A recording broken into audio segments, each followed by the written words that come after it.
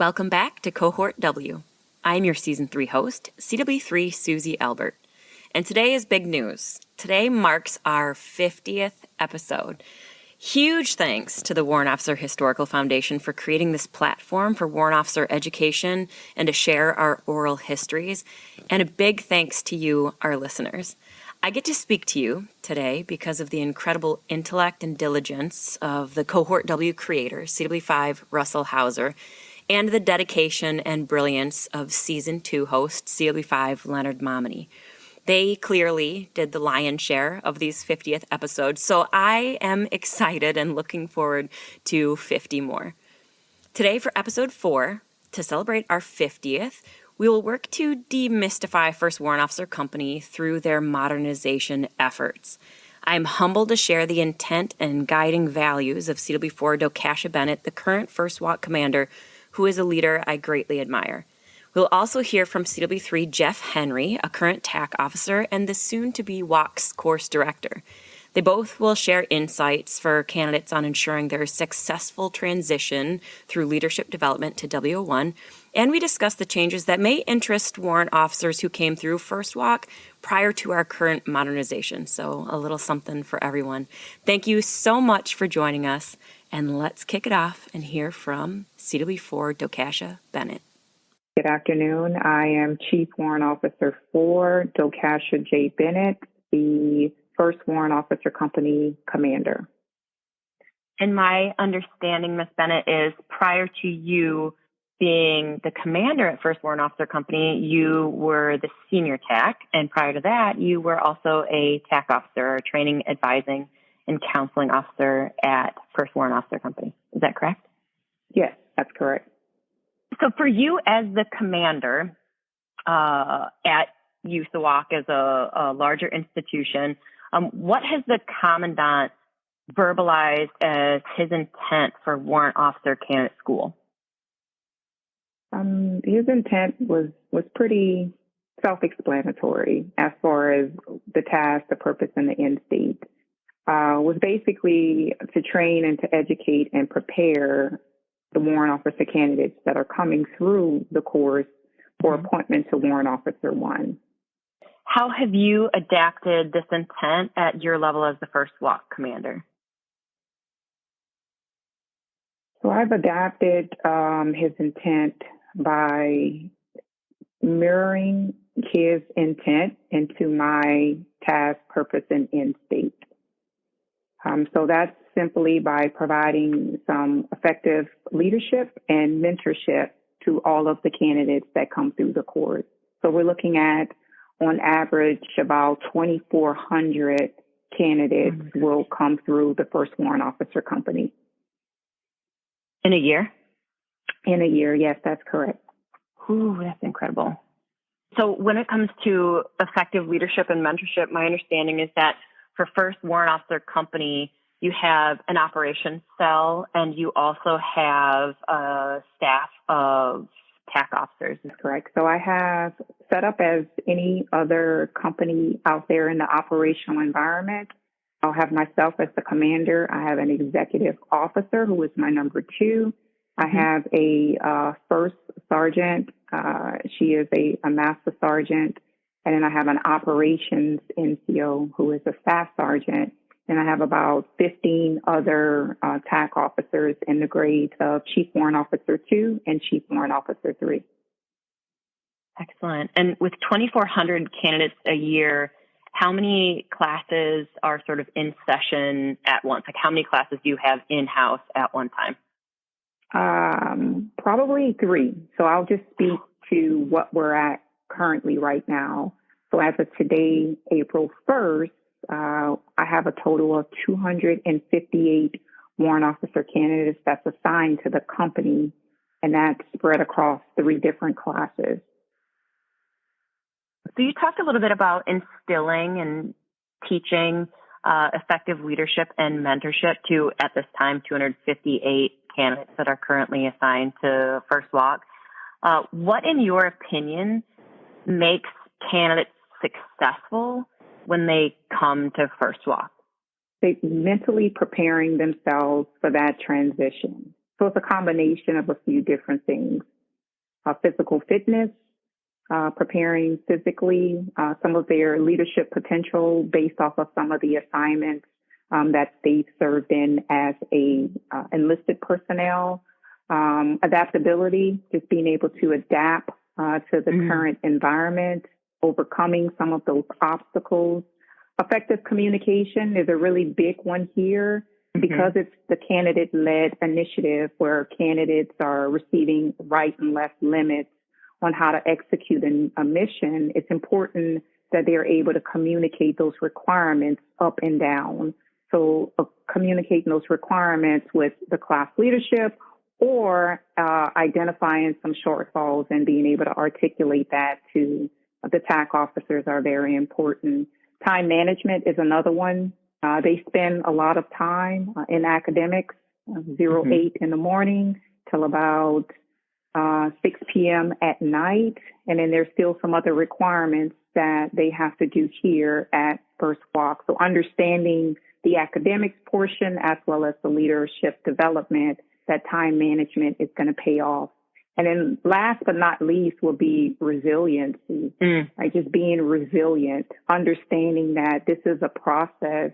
And if they take it and embrace some of those shortcomings or embrace some of those challenges and seek it as an opportunity, that they'll be successful in the end.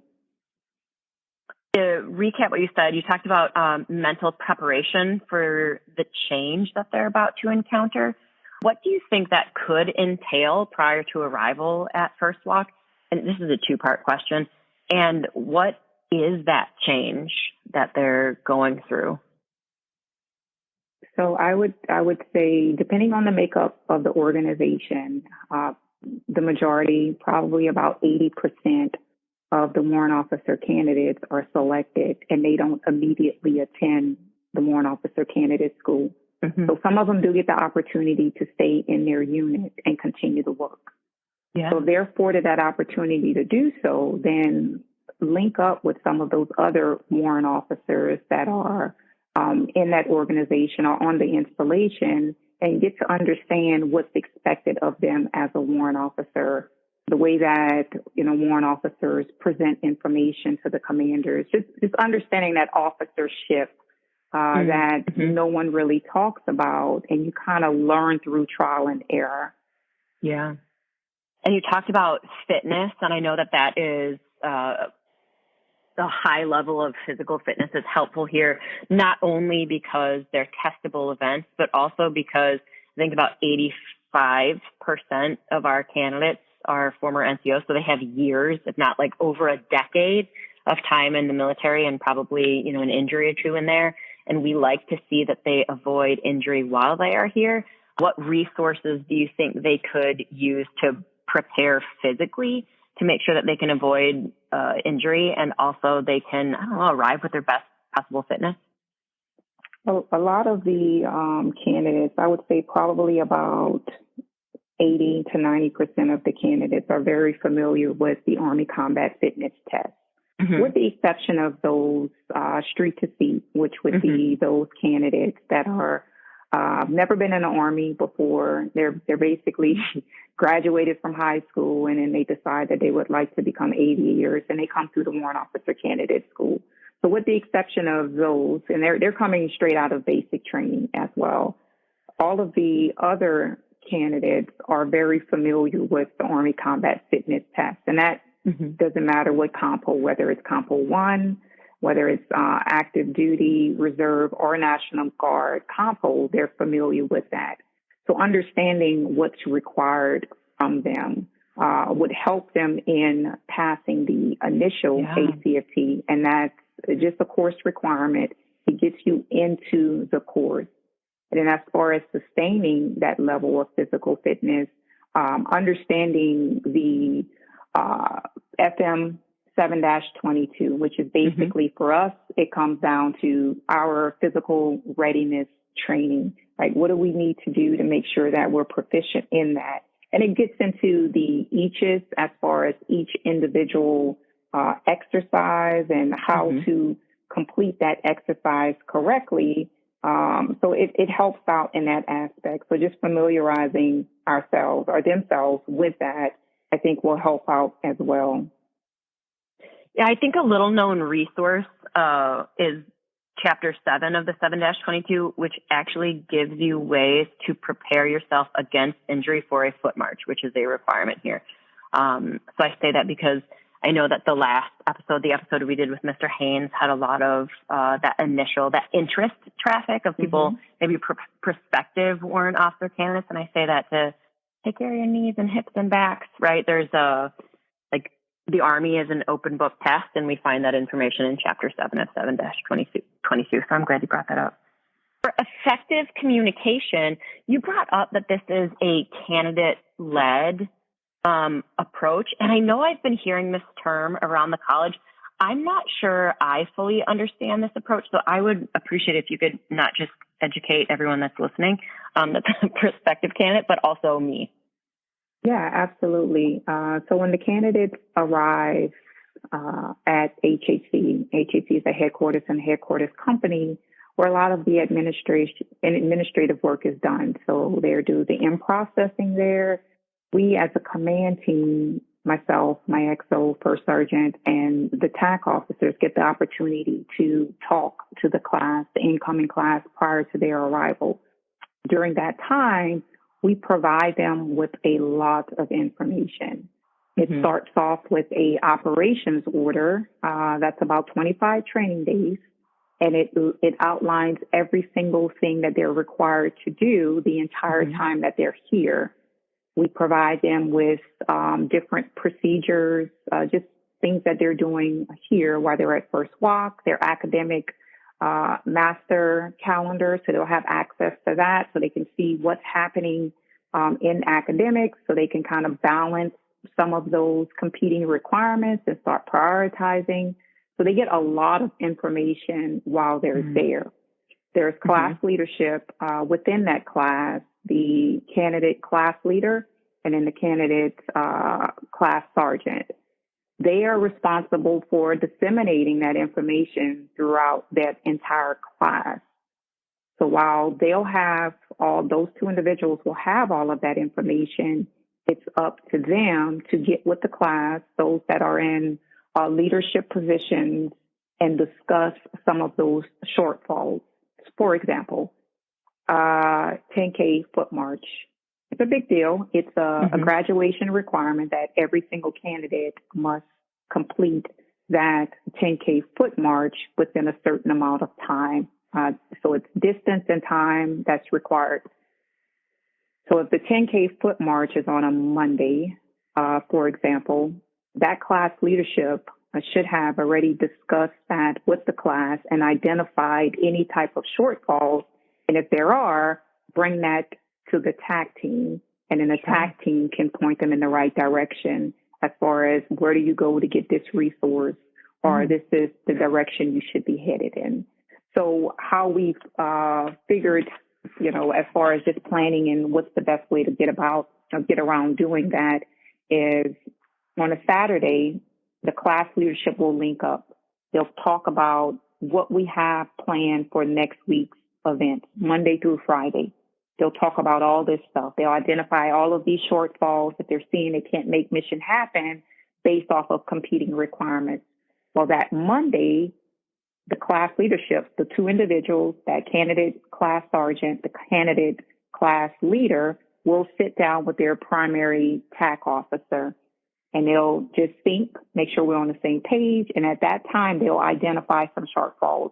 So they'll get some additional guidance, and it's their responsibility to go back and disseminate that to the class to make sure that they're successful. Now, with the candidate-led initiative, candidate-led strategy, yes, it's candidate-led, but there are some hard timelines that we have to make sure we as a cadre, permanent party that's here, have to make sure that we are in compliance, right? So we have to be at academics at 08. We'll be driving some of that timeline to make sure that they're not late for the next major event. But as far as the planning, we start here. This is the current state, and getting to the end state, everything in between those lines of effort, it's going to fall back on the class to make that happen. I appreciate that what I hear sort of reflected in the candidate-led approach that you're describing. It goes back to the first two questions I asked you about what's the commandant's intent and what's your intent, how have you adapted that into your intent? And what you had sort of discussed was the purpose, the key tasks, and the desired end state. And I feel like this approach is like delegating that to the class and letting them have ownership of their judgment and empowering them to ask questions or identify imperfections to seek their best possible end state. Thank you. I've been hearing this as one of the changes, and what I had discussed in episode 2 with Mr. Haynes was a lot of the modernization efforts. Was this a part of that modernization initiative at WOC? Yes, it is. It is a portion of it. I mean, there's a lot of other things that we're doing as well. But this is one of many steps towards meeting that priority. And I'm excited. I am so excited about what it is that we're doing, because just seeing the candidates come through the course and taking ownership and taking charge and not being afraid to step up and make a decision. And it might not even be the right decision, but just make a decision and just, hey, stand on it. You made the decision. Now let's talk through your processes and why you made that decision and why it probably wasn't a good idea. So I'm pretty excited about that. Very excited. But yes, it's part of the bigger picture. I know that you just mentioned that there are several other modernization efforts, and that some of the materials, right, some of the policies, procedures, the walk stop, et cetera, is sort of like close hold so that candidates can experience it once they come and find themselves in this environment. But what can you share about the modernization efforts that have occurred down at First WOC in the time that you have been the commander? So I took command of the First Warrant Officer Company in September 22nd, 2023. So a little less than 7 months I've been the commander. And then since my arrival, we've did a deep dive into our actual processes. Like, there is a process for a process for a process. So just understanding our processes and does it even make sense, right? So getting back to the why behind what it is that we're doing, and are we really meeting the commandant's intent with what we currently have in place? So my team and I, we did a deep dive, took a look at a lot of different things that were what we have done in the past. Couldn't explain why we were doing it. We've just been doing it that way for so long. And because of that, it was a radical change that we did. If we couldn't make sense of it, of why we were doing something, then we just did away with it. So that was part of that modernization effort, looking at, the coaching aspect of our role as TAC officers, or as permanent party here, taking every moment that we have with the candidates and turning it into a teachable moment and still be impactful, by getting them to understand the reason why they're doing something. And if they're doing it, here are the consequences of doing that. And when you really get to the root cause of it, you realize that they're only doing certain things because this is what they've been told to do. That's what's going to get them through the course. So that in itself is a transition. We're not quite there yet. It's just something that's been around for so long. We're just working through the process, and we hope by talking about this, and I'm really, really glad that we're having this discussion now, getting the word out there that this is a warrant officer developing course, right? We expect certain things from you as a warrant officer, But your job when you get out there is going to be to advise somebody's commander. So understanding the why behind it is very important, but not only understanding that, being able to articulate that. How do I take what it is that I'm doing and turn it into something that's tangible, that someone can actually understand, but most importantly, they can digest? Sure. So just getting to the basics of leadership is what we've done so far. And we're not done. Like, we're in the process of updating our warrant officer candidate standing operating procedures, our SOP. We're in the process of updating that. Once we update that, it's going to be a change. It's going to be so many changes. And all of these changes are happening at the same time. The 3 classes that we currently have in-house now, they are the pilot for the candidate-led strategy. So based off of some of the feedback that we get from the candidates, because I always welcome feedback, we're going to take that and we're going to make some changes. We're always refining, right? As warrant officers, we're never satisfied with where we're currently at. We're always trying to get better. So we're going to take some of those changes and we're going to implement that and continue to refine it until it's a really good product. And that's what we're doing, taking that feedback. And I've received a lot of feedback, and we've implemented a lot of those changes already. But it is a process, and it's going to take some time. But I'm definitely here for it. I really appreciate you talking about that, because I noticed that, and back when CW3 Tony Elliott was on the alley, he had a very active LinkedIn. So every candidate event, he would post a photo. And what we saw was like that a lot of the posts ended up getting these bad, I don't want to say bad, but like negative comments, like that's not the way we did it in our day. And back then you'd get smoked for even making eye contact with somebody. And what I hear you describing is something that describes the realities of the operational environment. That, number one, we're constantly adapting to a different operational environment or different threats.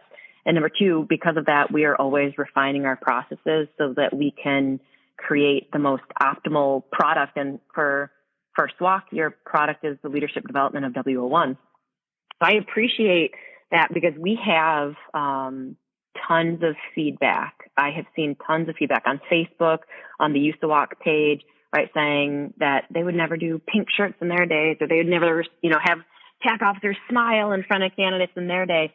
And I appreciate you explaining the changes and how it is really providing that like optimal end state for a WO1, feeling like they have the skills, that the tangible product-led, doctrine-fed skills to be able to go out and advise commanders, which I think also requires a level of fearlessness. Did you try things out? And then did someone give you that candid feedback to say, hey, it did or it didn't work? Thank you for explaining that, ma'am. Yes, absolutely. Things are changing. Even our doctrine, our policies, that are changing, where there is, regulations out there that specifically tells us how to do these things, how to coach, how to mentor, how to cheat, how to, do all these things and still accomplish the mission. So when I went through, I experienced the same exact things as far as the yelling, the screaming, and, just being afraid to even think, just that craziness. It was a madhouse. But I went through that as well. I learned a lot from that. But just because I have gone through it as a candidate, don't mean that everyone that comes behind me need to experience the same things. And I don't think that we need to operate that way. And we have to be open to change, right? The world is changing. The military is changing. And we have to change with it. That's the only way we're going to be successful. And the last thing that I want is a candidate to leave here and not be confident in who they are as a leader and as a person. If you can't leave this organization, this WOC, and be more confident than you were when you arrived here, then I missed the mark as a commander, because that's not the goal. And it's not the commandant's intent at all. Yes, ma'am. I had this incredible experience with your staff. Last week, I stood in for CW5 Napoli on the leadership reaction course. I think it's for class 2411, Mr. Harrison's class.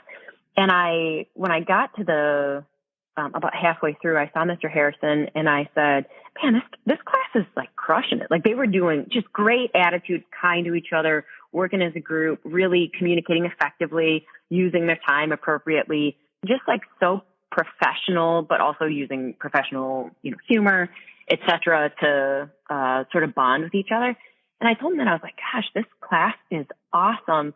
And he said, yeah, my approach to this class is I want them to be themselves. I have never heard across my entire time in the Army, I've never heard someone facilitate, right? Like, I want you to be yourself and leverage all of these things to be the best possible version of yourself. And it was just such a cool approach. And so that was Mr. Harrison, who I know has been on your staff for a while. And I really I saw your approach and like your vision in action at LRC last week, which was a really cool thing. And the candidates were impacted by it. And when I asked them about their time here and what they've been learning, they had really a lot of profound reflections on how they are changing, like what they came here with and what they're turning into. And I thought that was really cool. So I want to recap so I don't lose the punch of what you said. So essentially what you had indicated was a mental preparation for the changes. So preparing to come here and also preparing to become a warrant officer. You touched on physical fitness, their need to adapt, to do effective communication within a candidate-led environment, to manage their time, and to use resilience, facilitate and use resilience. I did want to ask you, just because I know that we're going to get a bunch of prospective candidates listening, are there resources at First WOC that help the maintenance of resilience? Yeah, there's so many. There's so many resources that we have available. We always have the chaplain that's available. The chaplain he's here every day checking on the staff, whether it's checking on the staff or checking on the company. Personnel at WOC, he's here. He actually participates in a lot of the physical events that we have. We have a 5K that's tomorrow, which is the 2nd of April, and he plans on being out there. So we have the chaplain that's there. We have MFLAC, Military and Family Life Consultant. So we have her. She's available, always available if anyone has any issues or anything. There's ACS, Army Community Service. So that's with every installation. There's some other counseling resources that's also available if anyone would like to leverage that. And then obviously, we're here, TAC officers, cadre members, instructors up at WOC. We're human, right? I've been brought in so many candidates that are just coming here and just talk to me. Like, we're here and we could talk to them. And that's one of the things I tell them during my end brief. Like, if there is a problem or there is a concern, please don't be afraid to address that, because we don't know what we don't know. Right. But if you bring it to my attention, you let me worry about how I'm going to get you where you need to be. I just need to know about it so I can do what I need to do. But I have an open door policy. Colonel McHugh, the Commandant, has an open door policy. So, there's so many resources that's available. We have 3 different Deputy Commandants, CW5s, for each compo, Reserve, National Guard, and Army. There's a lot that's here, and candidates will have the opportunity to leverage. It's just too easy. If they need any type of help, any assistance, they're just going through a rough time, we're here. The goal is to be there for them, make sure that they have all of the resources and tools necessary for them to be successful. My goal is to make sure that they graduate the Warrant Officer Candidate School. That is my goal. So anything I need to do to facilitate that, I'm going to do that. And from your perspective, what interpersonal and professional changes occur at First WOC or at Warrant Officer Candidate School that facilitate that transition, that successful transition to W01? Some of the changes that I've seen personally, interpersonal changes, I would say they are focused on the big picture. So being able to look in and then out. So being able to see themselves and see how they fit into the big picture, understanding roles and responsibilities, embracing some of their shortfalls, right? Embracing it, understanding it, and working towards being a better version of themselves. A lot of development amongst themselves. I see them collaborating within classes to make sure that everyone is on the same page, that there is a common understanding of what it is that they're doing, their communication skills. I get a lot of feedback from the academic instructors. You were one of them, so thank you for that. That sends an email and says, hey, these people, candidates, did exceptional. They did a great job during the academic block of instruction. And I recognize them. You know, I take different things, we present them different things, recognize them in front of their entire class. So those are just a little bit of things. The discipline is there, the accountability, the integrity. I mean, there's a lot from day one to day, let's say 24. It's like night and day. You wouldn't even think that that's the same person that came through the Warrant Officer Candidate School. Speaking of, and I know that this is, I'm asking you to sort of reveal your inner evolution as well. What were you like as a candidate? Do you remember? Well, it's funny. I remember because so when I came through the candidate school back in 2009, April 2009, I was terrified of this place. I absolutely hated everything about this place, the way it smelled. I hated everything. I still remember. It still smells bad. I still remember everything. I just hated this place so much. But what I can tell you is I had an idea of what I was going to get into based off of some feedback I received from mentors or other people that went through the candidate school. So I thought I knew what I was going to go through when I got here. One of the things I learned was more about me, right? So I learned a lot about myself. I learned a lot about my limitations. So because I knew that there were some things that I needed to work on because I wasn't perfect, I tried to approach the training with a strong work ethic, right? With some type of determination. I'm going to finish it. I don't care how tough it gets. This place is not going to take me out. And more importantly, a willingness to just learn from everyone that's around me and adapt and overcome these obstacles. Yeah. But it was a nightmare. It was just, I don't know. Maybe I was terrified. It was a nightmare. But I learned a lot. I learned so much about myself, and I appreciated every single thing I went through. I appreciate it so much because when I look back and I start reflecting on my time here, it was a foundation, and that's all it was. It was just a foundation for me to learn and grow from. And now I'm in a position where I'm a little older now. I've been in a little longer. I've experienced a lot more, but I'm open to constructive criticism. I embrace that feedback, and it doesn't matter at what level.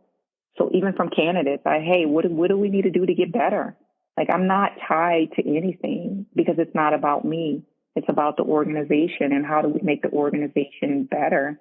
Now I'm always involved in just my professional development, right? Now I know that that's important because I learned that as I went through the candidate school. So I'm always seeking opportunities to participate in any type of leadership events.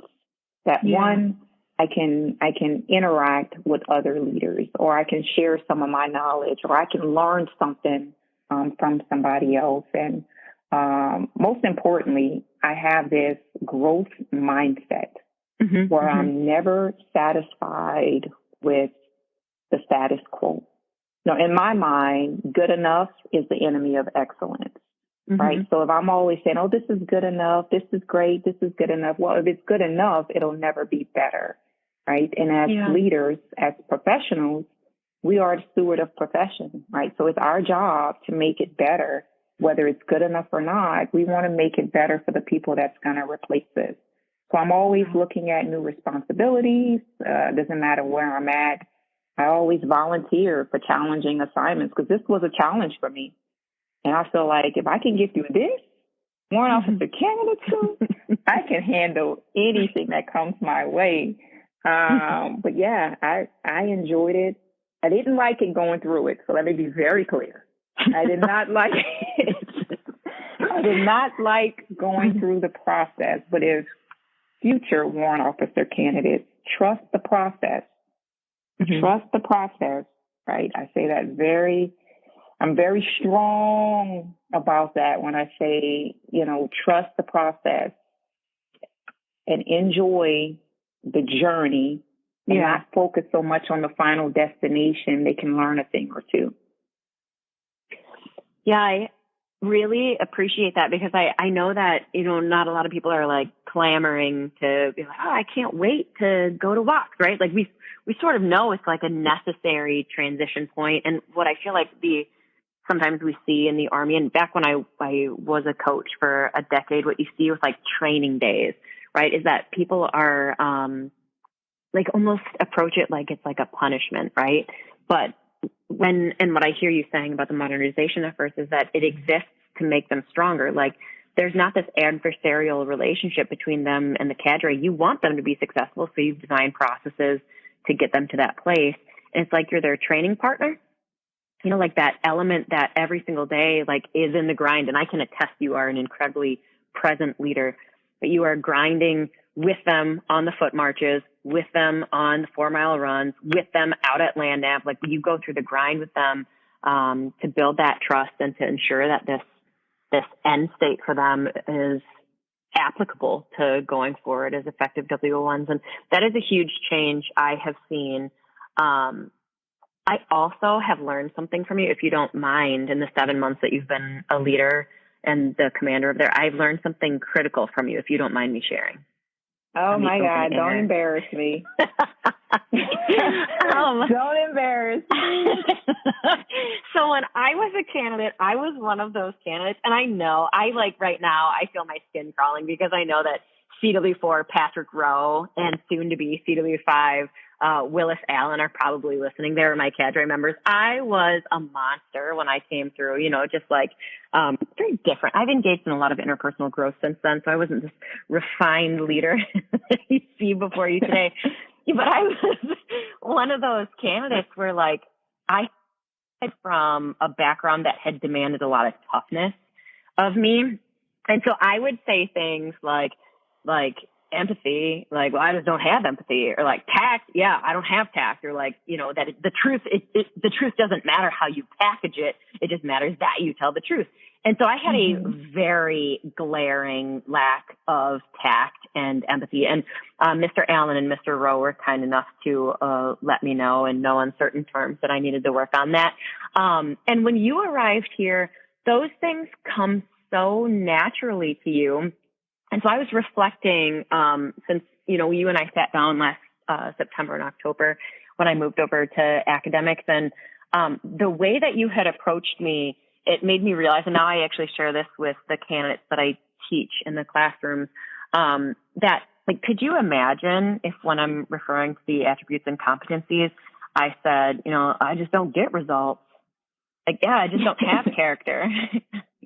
Sound judgment, that's ridiculous, and like seeing this, like growth-mindedness in you, like really inspired a growth-mindedness in me as well. And I feel like the candidates, I'm grateful for my own, journey through, my monstrosity to like be able to connect with the candidates that are having a hard time understanding those attributes and competencies, because I was there also.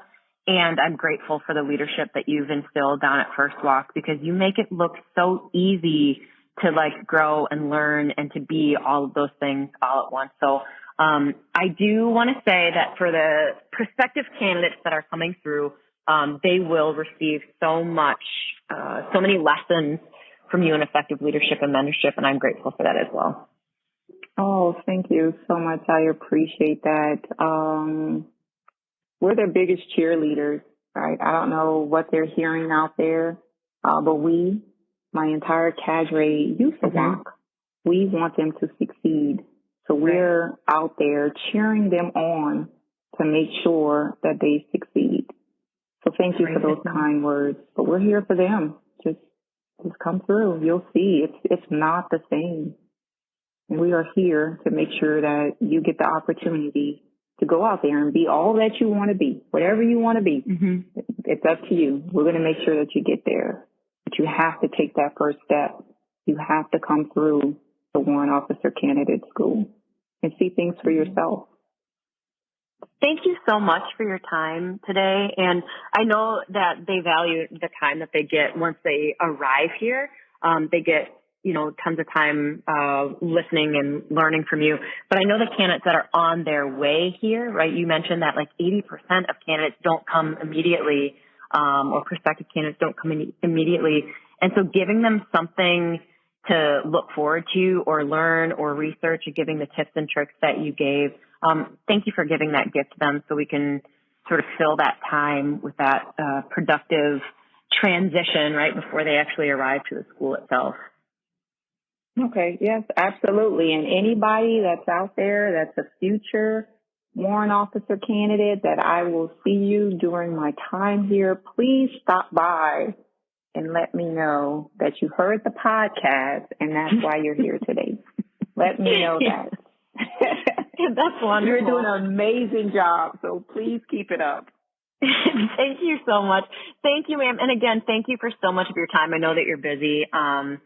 Let me know if there's anything you need. Absolutely not. Thank you so much. I appreciate every single thing that you do for Youth Walk, what you do for the candidates. I appreciate you so very much. Taking your time out to senior mentor our classes. Yes, you are a senior mentor as well. So thank you so much. I appreciate that. You are extremely busy, and I can't tell you how grateful I am for your contributions. So keep up the great work. Thank you so much, ma'am. Yeah, I'll see you at the next sign ceremony. Yeah, it'd be great. Mr. Henry, can you tell me what your position is at First Walk? Yes, how you doing, Ms. Albert? I am a TAC officer, training, advising, and counseling over here for First Walk. So basically all your enlisted that's transitioned into officers. My job is to kind of get them to where they got to be as far as leadership-wise goes, and then, preparing them to be those junior company grade officers. Yeah, and when I was talking to Mr. Haynes, the course manager, one of the things that he was discussing is that there's the academic, we'll call it side of the house, because the candidates sort of split their environments, right, between academics and between their time at First Walk, and that you are really like the ground level small unit leadership that's responsible for leadership development. Is that an appropriate way to sort of capture the environment that you're working in and the responsibilities you have? Yes and no. So we also play a little bit of a role in the academic side of the house as well. So there'll be some TAC classes that'll TAC will be teaching. But yes, everything else you said was definitely accurate, as we're getting that baseline level of leadership and dealing with different levels of leadership too. That's probably another key thing to note. We'll get a lot of NCOs that have a lot of experience, but showing them what right looks like and developing that responsibility that an officer has is just one of the things we kind of manage. But yeah, exactly. Now I want to touch on the correction that I really appreciate that you made, which is that TACs are in fact teaching classes as a part of the academic curriculum. This change, I feel like, sort of came about under the last First WOC commander, CW4 Buckner. We saw that I think the TACs had taken on about 5 academic classes, including everybody's favorite, map reading. I had to say it. Everybody listening is like, oh, is there going to be an episode on the land nav course? No, there's not. You get that when you come here. But can you sort of capture for me what the classes are? I know this is unfolded since it's like a year and a half ago now that this initiative started, and how the TACs have integrated into the curriculum. So a lot of the classes are related to kind of the leadership and what being a warrant officer is about that we're teaching right now. So you got your H2Fs, you still have the map reading, of course, heritage of a warrant officer, influential communication. There's a few different classes that we're teaching, but they're usually related to leadership and kind of help us facilitate some of the lessons learned that we need the candidates to get. So it kind of goes hand in hand with what they see on TAC Alley. But there has been a transition. I think when we first started, I got here last year, last January, and we were teaching similar classes, but I think it all generally relates to kind of what goes on in First WOC. We want them to eat healthy, so the H2F kind of makes sense, right? We were doing MRT last year, which I really think that's probably one we should bring back. But we talk about resiliency, especially right before land navigation. I actually still teach resiliency right before map reading. Oh, that's great. Because I think that's a key component. Like you get out there, you got so much pressure, even if you know what you're doing.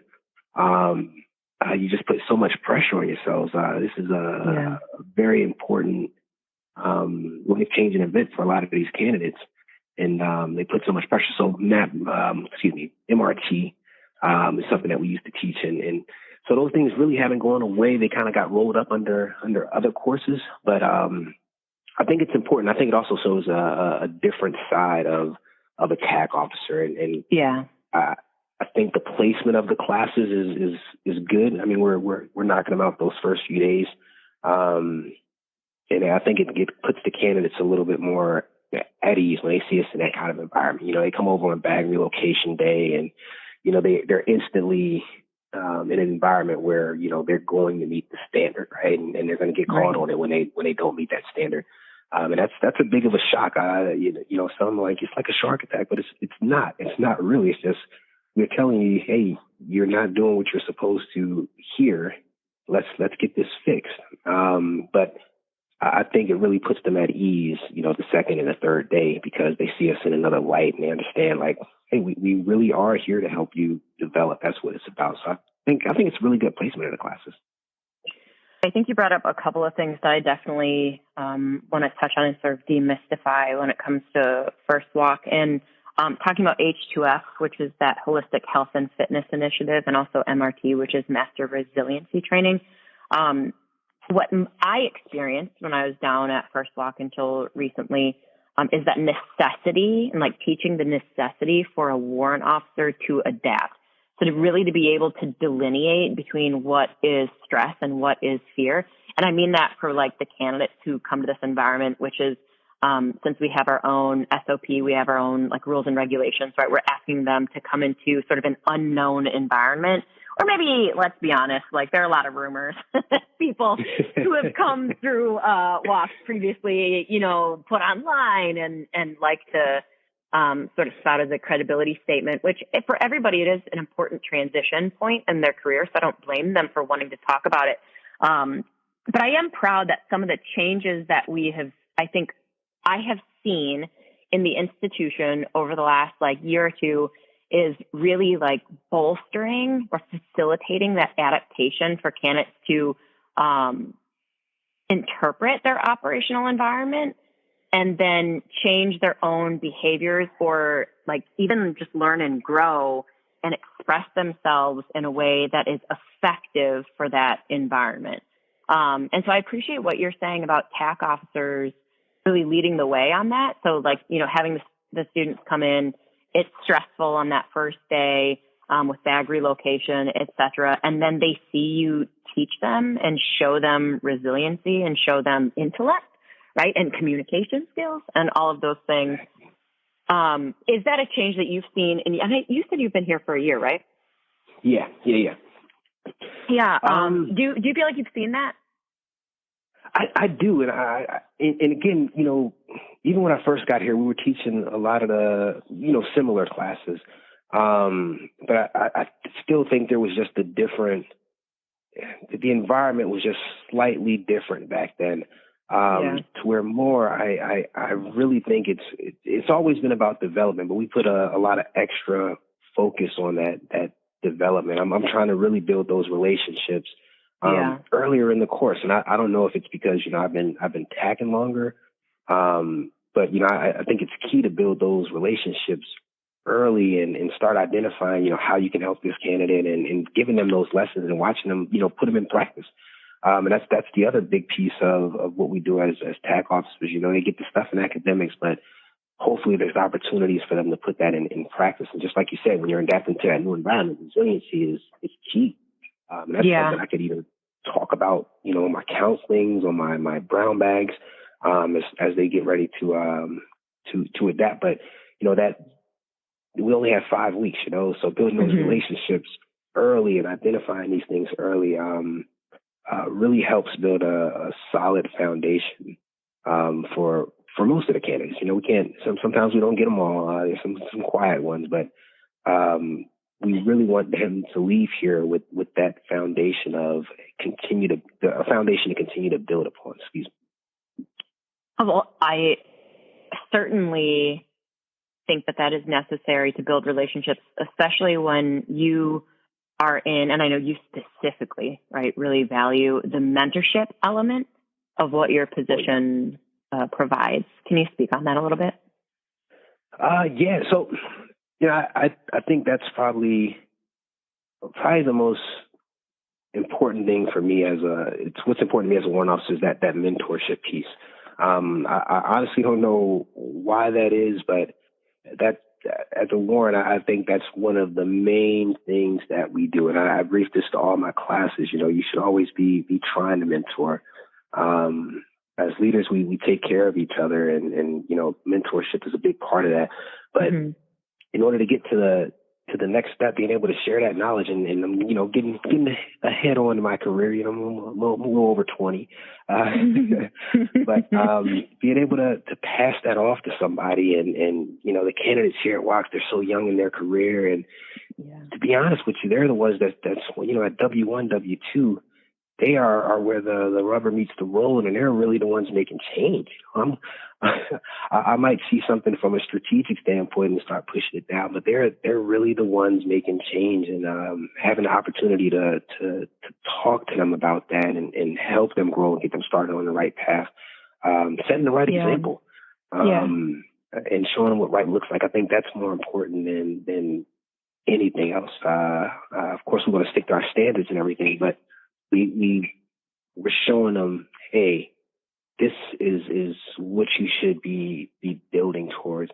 I think that starts to set up the next generation too, because they should do the same thing that I'm doing and start building their replacements and all that. But I think mentorship is key. That's mentorship in all directions. When I'm overseas and I don't work around a large military element. It's a very small element. Yeah. Sure. I spend a lot of my time. If I can come across any soldier, Marine, seaman, whatever, airman, I am always trying to give them a bit of knowledge and experience. And that's one of our roles. Improving that organization, improving the military as a whole. I think mentorship plays a big part. And I'm sorry, I can go on and on about mentorship. I love it. No, yeah, I'd love, that's why I wanted to talk to you, right, is your passion for, like, that coaching mentality. And I think what you're touching on is that, like, the insulation that it provides service members when they have a good mentor that gives them this, like, generational support. It gives them enthusiasm and almost like a structure to, like, stretch into, right? They know that they're not alone.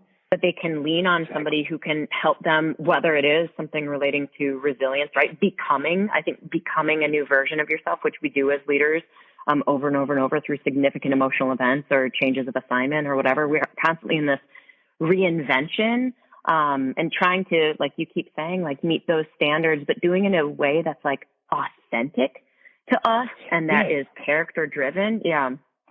And you kind of hit on a couple of things. You know, you talk about the coaching aspect of it and all that. It's not so much I'm training them to do something new. It's really taking what they already have and you know, making it as best as possible. You know, we're kind of refining their skills and sharpening them up, because I don't want a bunch of me's running around, right? But I do want to give you, you know, some of the experiences that I had that helped shape me, and I want you to take that and you know, apply it if it applies. If it doesn't apply, you know, let it go, or maybe even merge it with you know, how you do things right now. And I think in that sense we all get better, because I may learn something out of it. And you mentioned the generational gaps and everything.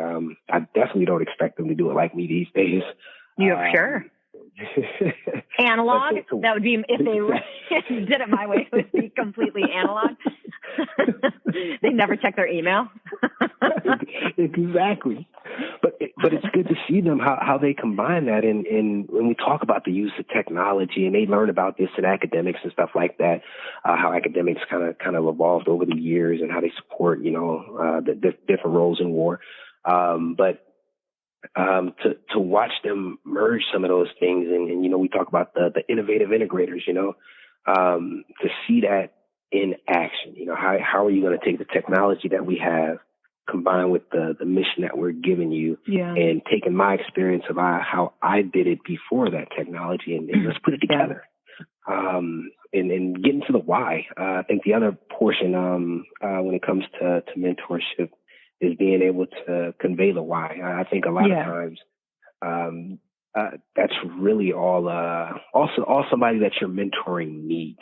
Maybe they don't understand the why, and being able to convey that. I get a chance to do that here at WOC a lot, whether it be with some of our procedures that we do, or whether it be, you know, big picture stuff, how it all falls into play, and taking some of the stuff they learn in academics and being able to apply the why there, so they can see how it applies to their MOS and moving forward. So I think, I could talk about mentorship all day. I'm so sorry.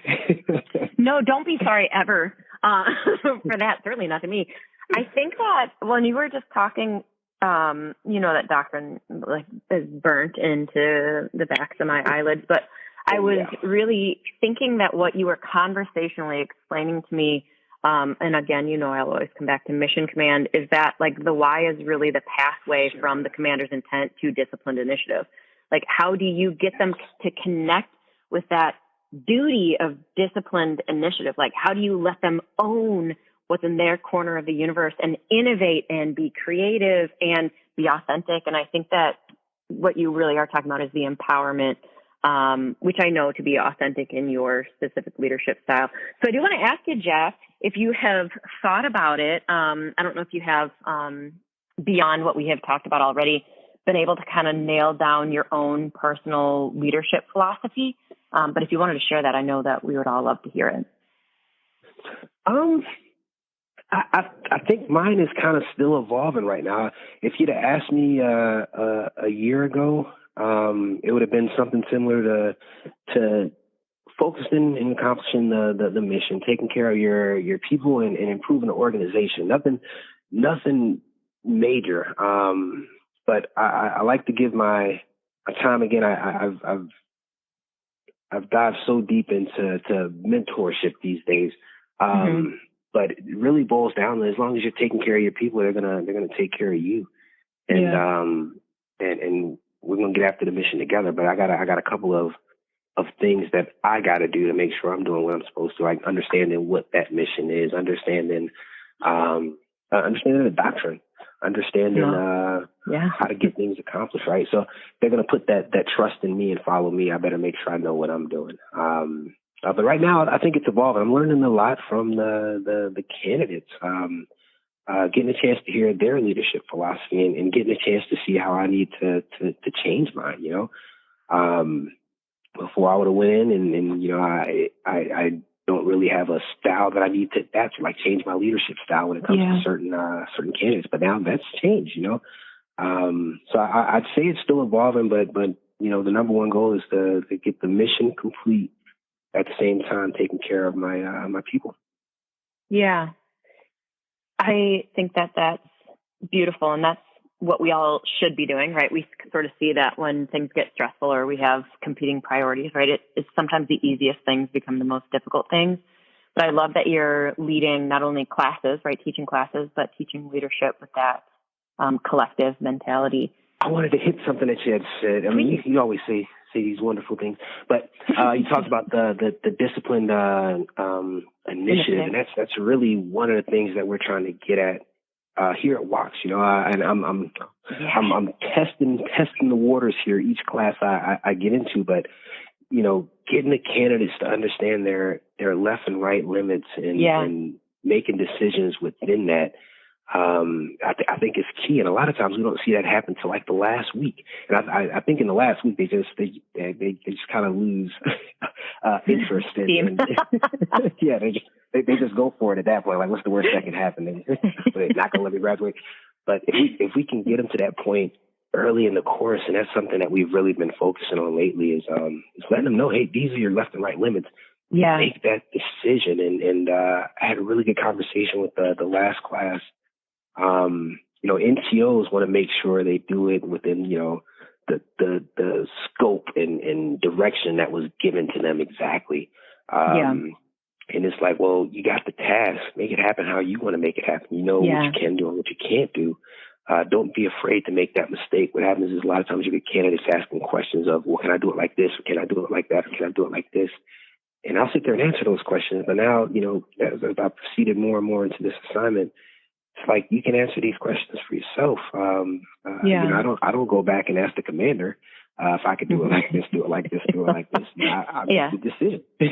Right. So I think that is definitely something we're striving for here, is that discipline initiative, and then obviously a big component of mission command, but giving them that shared understanding, the intent, so they can actually get after it. And that's really what I'm trying to measure is how well you can exercise that discipline initiative. I think that's soon becoming an important part of being a TAC officer, is evaluating that for the candidates.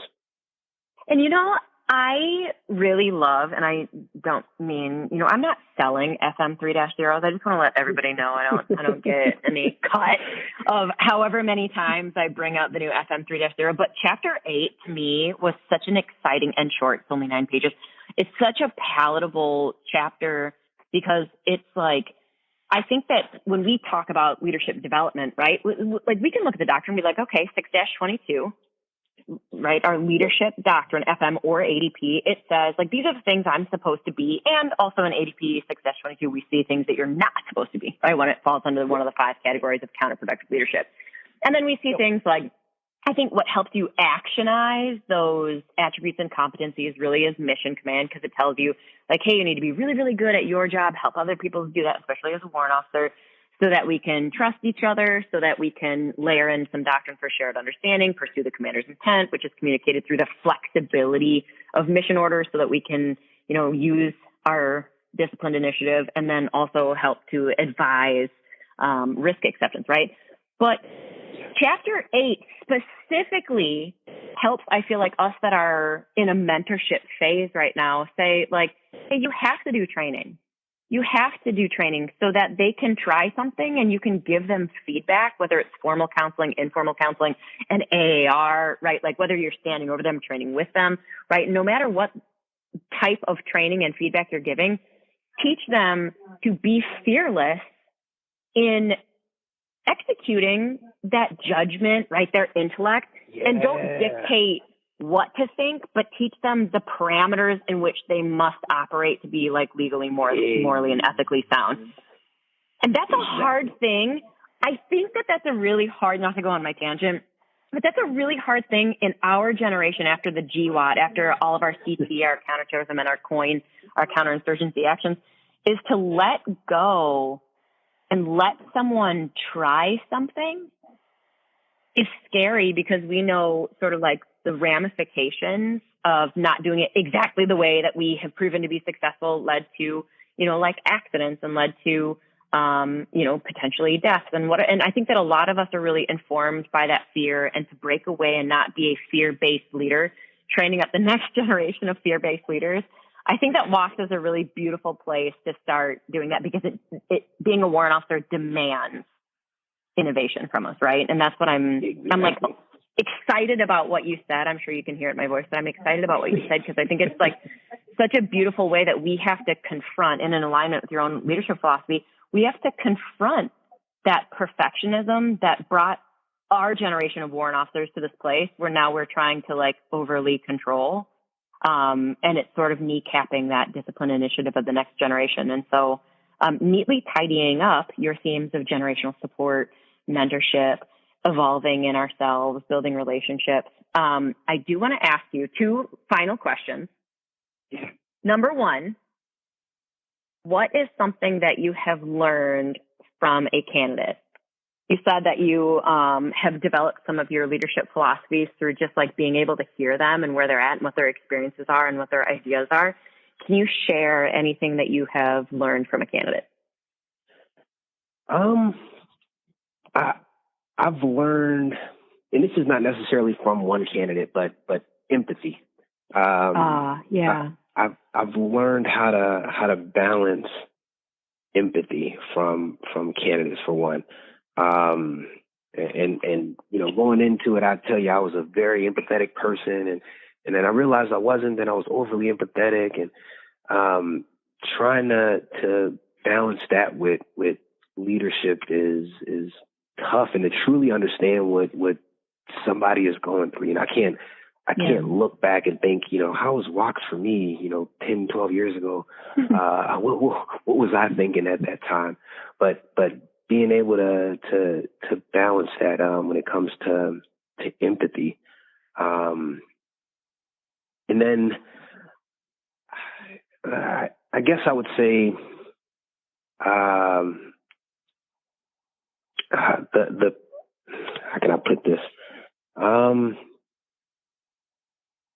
The importance of experience, being able to apply your experience, is something I've learned from the candidates. I can talk about, having experience all day in this particular thing or that particular thing. But a lot of times the candidates will get information in the classes they do, whatever it's going to be. But, and then, a lot of the questions they'll have is, how do we apply that as warrant officers? And it's things I take for granted sometimes, but they've shown me how important some of this stuff is. And it could be something as little as dissemination of information. What did I do? Or we've learned about, communicating in this style. How were you effective in doing that? But being able to apply my experiences, I should be doing that across the board.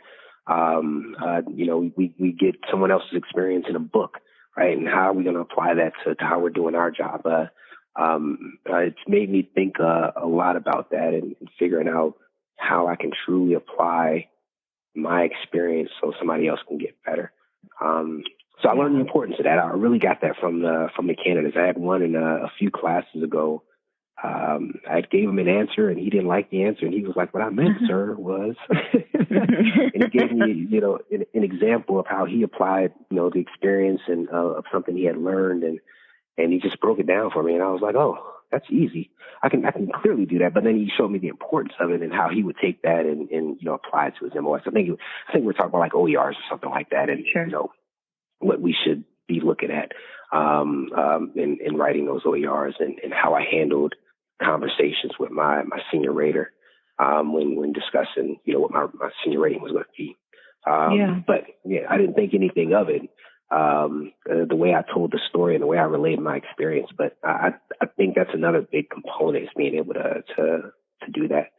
So empathy and experience, I guess, would be my 2 biggest things I've learned from myself. Obviously, there's been a ton of other lessons, but those are the 2 takeaways I will bring with me for every position of leadership that I'm in the future.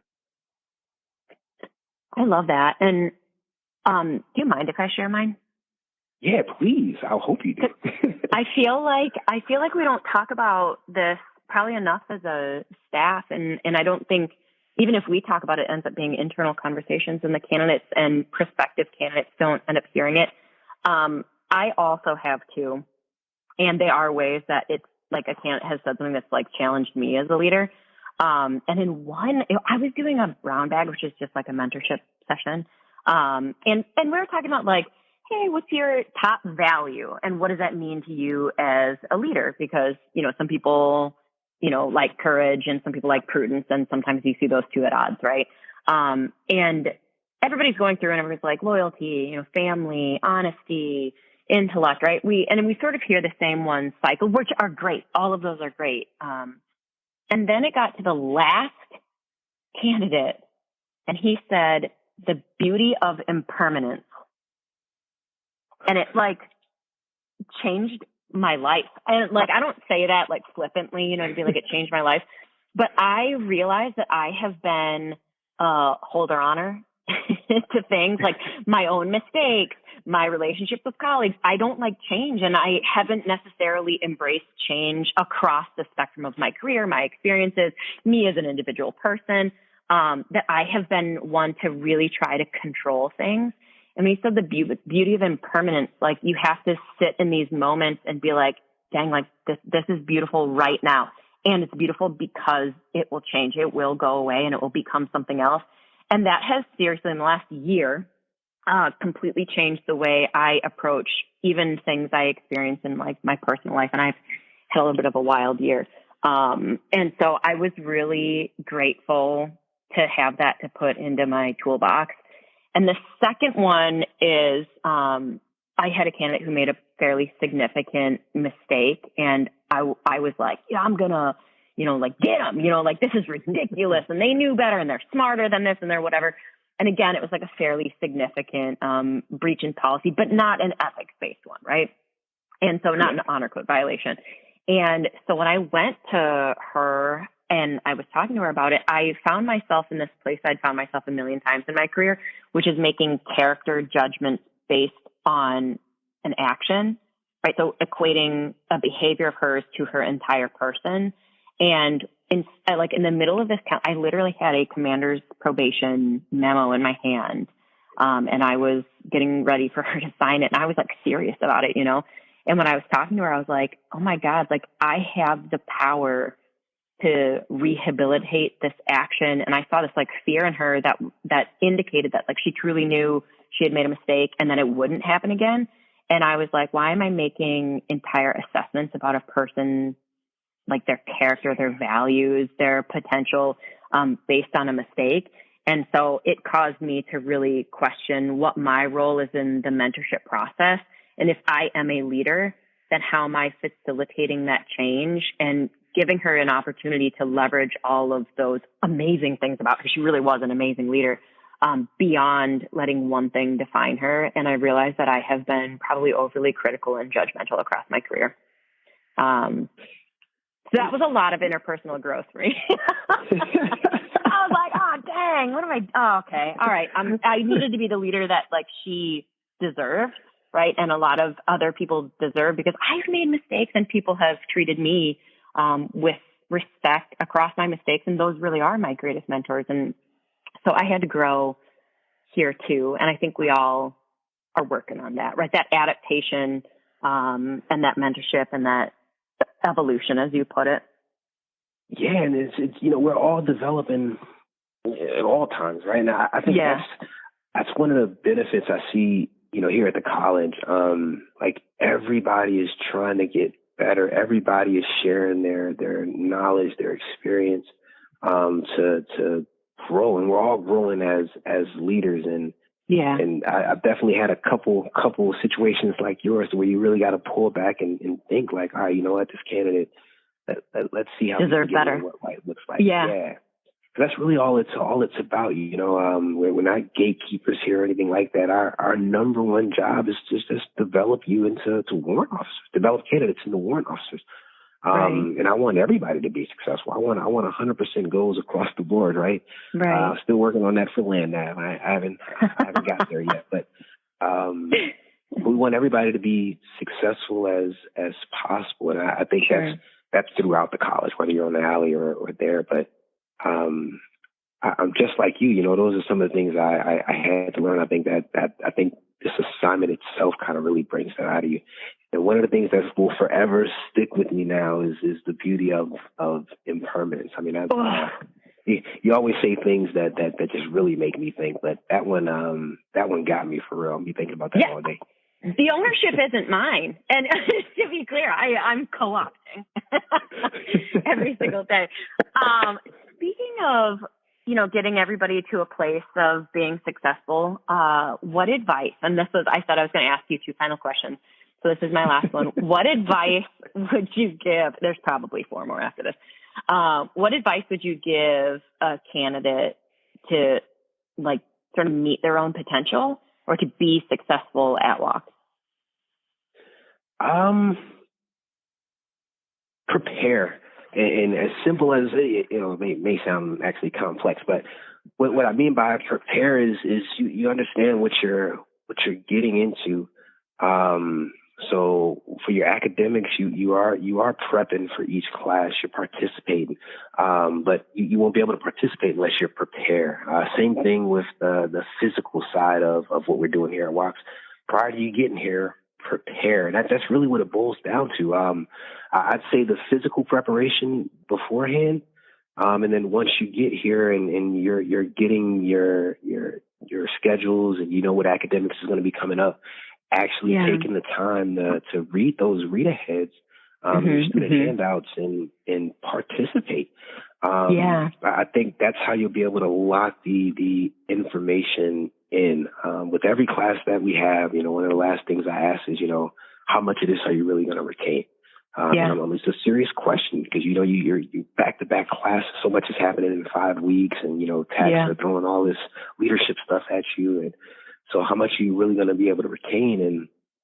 And I've definitely noticed that the ones that were more active and participate more are the ones that's going to they raise their hand and they're like, I'm going to retain this, and this. I can apply to this. And then the other ones that are usually, quiet and really just trying to get through and didn't take the opportunity to prepare, because that's really what it boils down to.